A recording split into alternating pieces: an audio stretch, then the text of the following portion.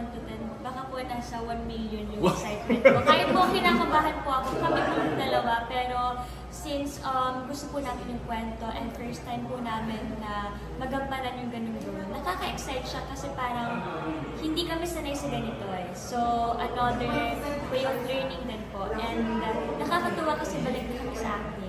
Yan. At syempre, ito kasi talaga yung first movie nyo, first cinemas. Yes. Di ba? So, yan, Seth. Yun Yan. po, sobrang excited and ganado dahil babalik kami ulit sa pag-acting and ito yung kauna-una ng movie ni Francine, ng Francet. So, yung pagka-excite namin, ganado kami and same time, sobrang saya kami, kinakabahan.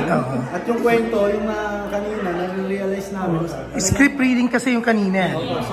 Sobrang nakaka-excite yung kwento. Sa akin kasi, hindi ako sanay sa mga ganong kwento. Hindi ako sanay sa mga ganong tipo na pelikula. So, kanina parang sinabi ko na parang masyadong kailangan